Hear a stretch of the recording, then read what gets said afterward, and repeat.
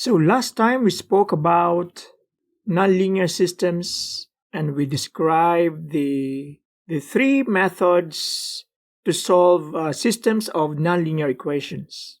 So we shall devote this video for one particular method, and that is to solve a system of nonlinear equations through substitution.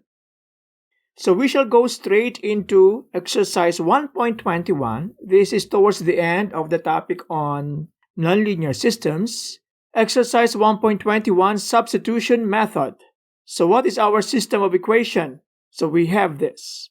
So you should always pay attention to this. When you're talking about a system, you always use one brace to indicate that these two equations comprise a system of nonlinear equations.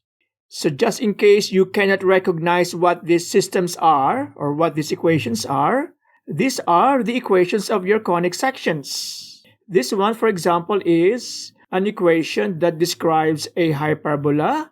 This one is an equation that describes an ellipse.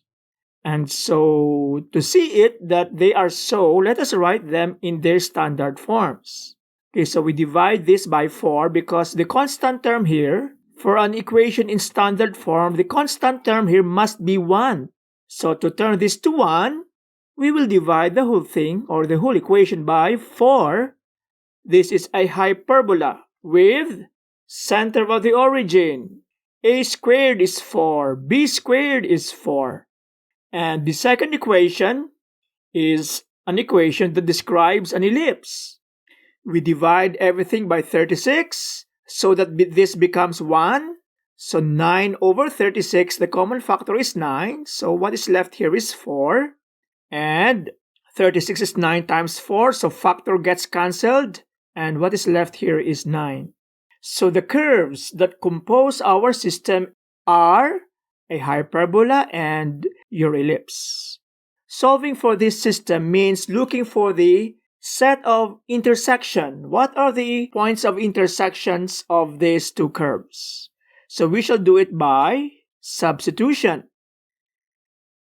From this first equation, x squared is equal to 4 plus y squared.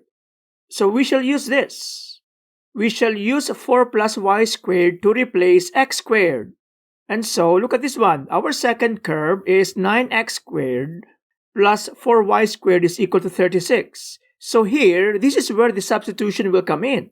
Instead of 9x squared, we will write it as 9 times the quantity 4 plus y squared.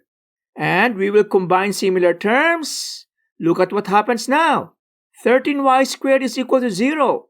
One equation in one unknown. That is the direction of our method for substitution, to produce one equation and one unknown. So obviously, this is true only when y is equal to 0. So we now have a value for y. Y is 0. We shall now compute for x, solve for x. So from the first equation, x squared minus y squared is equal to 4. We can write it as x squared minus 0 is equal to 4. The value of x is plus or minus square root of 4. So the value of x is plus or minus 2. Okay, so you should be careful when you write your solution set. So it's a pair. It's a pair of coordinates x, y. So when x is positive 2, y is 0. When x is negative 2, y is also 0. So again, our geometric interpretation of this solution set is, this is the points of intersection of your two curves in the system. The intersection between the hyperbola and your ellipse. The only way we can see it is by graphing. So let us graph this system.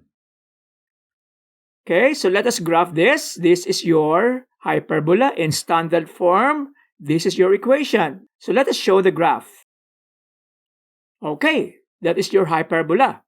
How about the second equation? The second equation is an ellipse. Let us show it. Alright, so their points of intersections are negative 2, 0 and 2, 0, which is precisely the elements of our solution set.